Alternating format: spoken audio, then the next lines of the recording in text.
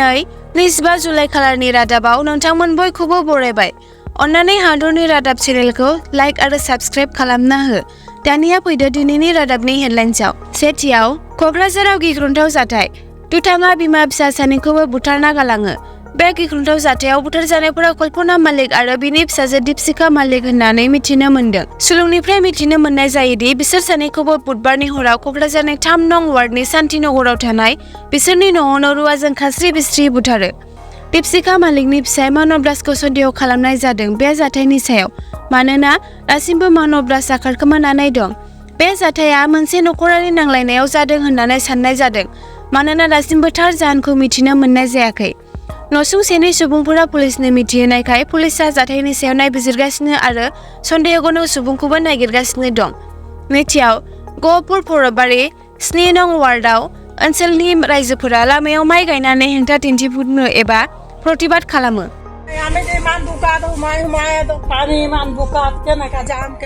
लामानि गाज्रि थासारि एबा सानफ्रोमबो हाब्रु गोनां लामाजों दावबायनांगौ जाबाय थानायखाय राहा गैयैखाय ओनसोलनि रायजोफोरा लामायाव माइ गायनानै हेंथा दिन्थिफुङो। ओनसोलनि रायजोफोरा गोबाव समनिफ्रायनो लामाखौ फाहामनो एबा बे लामाखौ फोसाबनो थाखाय सोरखारनाव आरो खोन्दोआरि बिबानगिरिफोरनाव खावलायबोदोंमोन, नाथाय रावबो गोसो होआखै। जायनि जाहोनाव बे लामाजों थांलाय फैलाय खालामनायाव ओनसोलनि सुबुंफोरा लोगोसे उन्दै उन्दै फरायसाफोरनि थाखाय गोब्राब जायो। बेनिखायनो मैया जेबो राहा गैयैखाय ओनसोलनि सुबुंफोरा सोमावसारनाय दिन्थिफुंदों। थामथियाव रायजोफोरा रङिया रेल बिफाननि बेरेखायै प्रतिबाद खालामदों एबा सोमावसारदों। रङिया रेलवे बिफाना रङिया सोहोरनि गेजेराव मोनसे गोनांथार रेलवे गेटखौ बन्द खालामनो थिरांथा लादों। बे गेटखौ बन्द खालामनो थिरांथा लानायनि थाखायनो गुबुन गुबुन दोलो आरो ओनसोलनि रायजोफोरा बुधबार सानखालि रङिया बिफाननि बेरेखायै गोख्रोङै सोमावसारदों। रङियानि रेलवे बिफाननिफ्राय फोसावजानाय मोनसे फोसावथाया रङियानि मोनसे गोनांथार रेल गेट SK13 गेटखौ बन्द खालामनो बिथोन होनायनि जाहोनाव सांग्रां रायजोफोरा गोख्रोङै फिनजाथाय सोमजिखांहोदों, मानोना बे गेटजों एबा लामाजों रङिया सोहोरसिम गुबुन गुबुन जायगानिफ्राय सरासनस्रा सुबुंफोरजों लोगोसे सोहोरनि बांसिन सोलोंथायारि फसंथानफोराव फरायसाफोरा थांलाय फैलाय खालामो।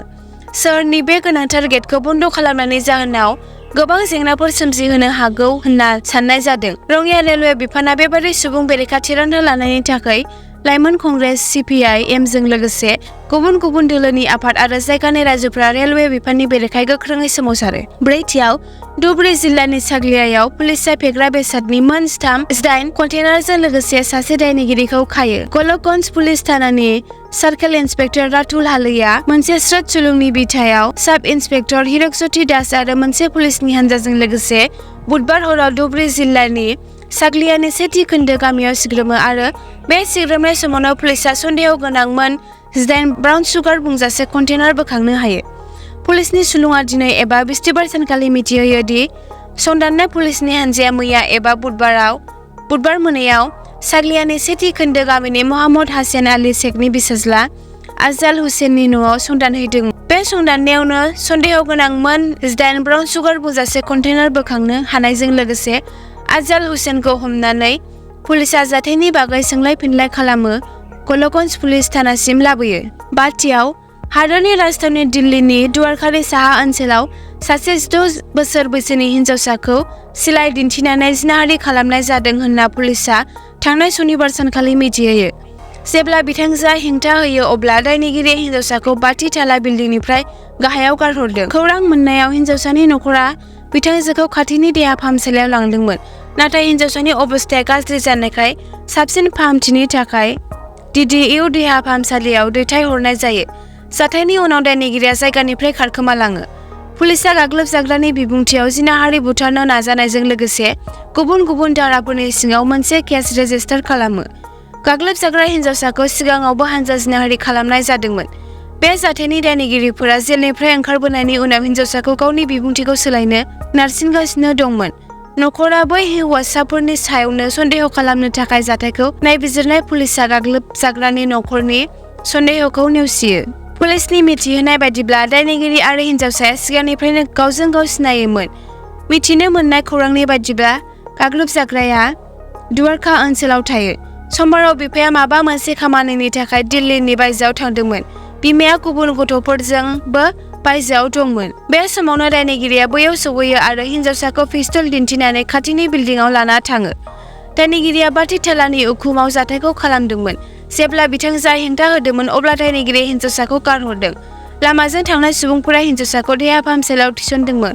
उनाव बिथांखौ DTU देहा फाहामसालियाव दैथायहरनाय जायो। भुगिनांनाय आइजोआ दाबि खालामो दि दायनिगिरिफोरखौ थाबैनो हमनांगौ आरो बिसोरनि बेरेखायै गोख्रों राहा लानांगौ होननानै। पुलिसआ गासिबो जाथायनि सायाव नायबिजिरगासिनो दं। एसेनोसै दिनैनि हादरनि रादाबाव। भिडिअखौ जोबजासिम नायनायनि थाखाय हामबायसै।